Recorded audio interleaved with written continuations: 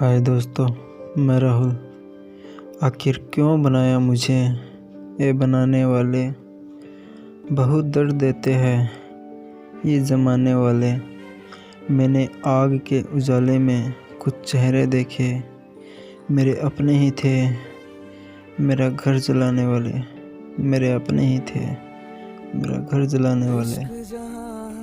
दोस्तों, अभी तक आपने अगर मेरा चैनल सब्सक्राइब नहीं किया है तो प्लीज़ आप सब्सक्राइब कीजिए, लाइक कमेंट और शेयर भी कीजिए। तो अपने स्टोरी स्टार्ट करते हैं। दोस्तों, यह एक बड़े शहर की कहानी है। जैसा कि हमें पता है कि शहरों में लोग अपने आस पड़ोस के लोगों को भी नहीं जानते हैं,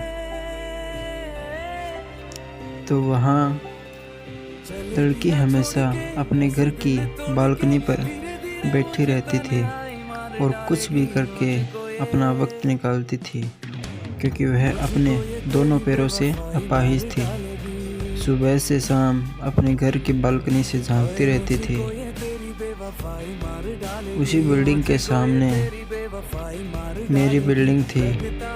मैं वहाँ रोज़ सुबह एक्सरसाइज करता था और सुबह के समय में मैं बालकनी पर ही रहता था। लड़की रोज़ मुझे एक्सरसाइज करते हुए देखती रहती थी। कुछ दिनों बाद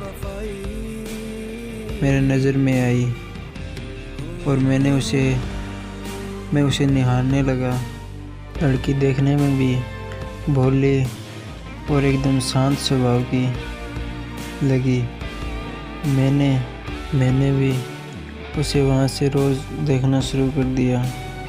हम दोनों आपस में काफ़ी दिनों तक एक दूसरे को देखते रहे, लेकिन लड़की यही सोचकर बार बार दुखी हो जाती थी कि वह अपने दोनों पैरों से अपाहिज थी। एक दिन मैंने कैसे भी करके उस लड़की के पास अपने नंबर पहुंचा दिए और हम दोनों में बात होने लगी, लेकिन लड़की मुझे अपनी कमज़ोरी के बारे में नहीं बताती है कि वह अपाहिज है। हम दोनों में काफ़ी महीनों तक बात हुई, काफ़ी दिनों तक बात हुई। मैंने लड़की से एक बार यह पूछ लिया कि क्या बात है, तुम कभी भी मुझे रोड पर या बाहर नहीं दिखाई देती हो। वह लड़की बात को टाल देती है और कहती है कि बस ऐसे ही। लड़की मुझसे सच्चा प्यार करने लगी थी और शायद इसीलिए वह मुझे अपनी सच्चाई बताने से डरती थी। उसे डर था कि कहीं वो मुझे खो न दे, लेकिन एक न एक दिन तो यह बात सामने आनी ही थी। मैंने बार बार उसे कॉफ़ी पीने के लिए रेस्टोरेंट बुलाया, लेकिन वह नहीं आती थी और बार बार बात को टाल देती थी और मना कर देती थी। आपस में हम दोनों की बहुत बात हुई। हम दोनों एक दूसरे को बहुत ही प्यार करने लगे थे। काफ़ी महीनों तक एक दूसरे से बात होने के कारण हम दोनों आपस में अपनी फीलिंग्स समझने लगे थे। लड़की को पूरा विश्वास हो गया था कि मैं उसे बहुत प्यार करता हूँ और कभी धोखा नहीं दूँगा, लेकिन अभी भी लड़की को डर था कि जब मुझे सच्चाई पता लगेगी, वो एक न एक दिन तो सामने आनी ही थी।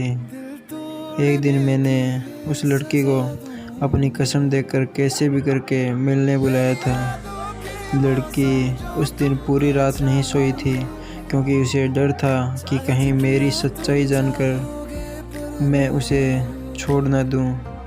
लेकिन मैं बहुत ही खुश था, क्योंकि मैं सोच रहा था कि मैं अपने प्यार को पहली बार मिलने वाला हूँ। पहली बार नज़रों से नज़रें मिलेगी, पहली बार मैं उससे फेस टू फेस बात करूँगा। लड़की फ़ोन पर फिर से बात करती है और कहती है कि क्या हमारा मिलना ज़रूरी है? क्या तुम मेरे लिए क्या कर सकते हो? क्या तुम मुझसे उतना ही प्यार करते हो जितना कि मैं तुमसे? मैंने कहा, क्या बात है, तुम ऐसी बातें क्यों कर रही हो? क्या तुम्हें मुझ पर यकीन नहीं है या मेरे प्यार को परखना चाहती हो? और हाँ, तुम्हें मुझसे यह नहीं पूछना था कि तुम मेरे लिए क्या कर सकते हो? अरे पागल, मैं तुम्हारे लिए ये दुनिया भी छोड़ सकता हूँ। लड़की कहती है कि ठीक है, हम आज शाम को मिलते हैं। मैं उसे एक पास के गार्डन में बुलाता हूँ और मैं शाम को वहाँ इंतज़ार करता हूँ और लड़की कुछ ही देर में मेरे सामने आ जाती है। तो मैं देखता हूँ कि लड़की बैसाखी का सहारा लिए हुए मेरे पास आती है और बोलती है कि तुम्हारे होश क्यों उड़ गए? क्या बात है? तुम तो कहते थे कि मैं तुम्हारे लिए दुनिया छोड़ दूँगा, चाहे कुछ भी हो जाए, मैं तुम्हें कभी भी अपने से जुदा नहीं होने दूँगा। क्या यही तुम्हारी वफ़ा है? क्या यही तुम्हारा प्यार है? हाँ, मेरे पैर ज़रूर काम के नहीं हैं, लेकिन मेरा दिल ज़रूर ठीक है। ये दिल आज भी और सदियों तक तुम्हारे लिए, तुम्हारे नाम से ही धड़केगा। क्या तुम मुझे अपनी दुल्हन के रूप में देखना चाहते हो? क्या तुम मुझे अभी भी प्यार करते हो? निभाओगे वादे, निभाओगे कस्में? मैं वहाँ लड़की से बिना कुछ कहे चला जाता हूँ। हम दोनों काफ़ी दिनों तक रोते रहते थे, एक दूसरे को याद करके। वो सारी कस्में, वो सारी बातें, वो सारी यादें, वो सारे पल कुछ भी मिटने को तैयार ही नहीं थे। लड़की सोचती है कि लड़का उसे भूल गया है, लेकिन ऐसा नहीं है। मैं उसे बहुत याद करता था।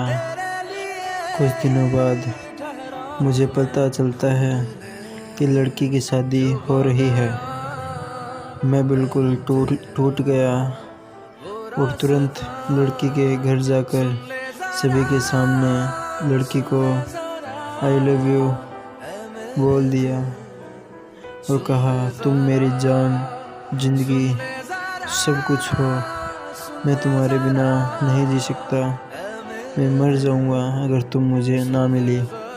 लड़की रोते हुए मुझसे कहती है कि तुम भी मेरी ज़िंदगी हो पागल। इतने दिन हो गए, एक बार भी मैसेज नहीं किया, एक बार भी फ़ोन नहीं किया। अरे पागल, मैं तो सोच रही थी कि तुम मुझे भूल गए होगे। मैं तो मर ही जाती। इतने में ही घर वाले भी मेरी जिद और हमारे प्यार को देखकर हम दोनों के रिश्ते को एक्सेप्ट कर लेते हैं और हम दोनों ज़िंदगी भर के लिए एक दूसरे के हो जाते हैं।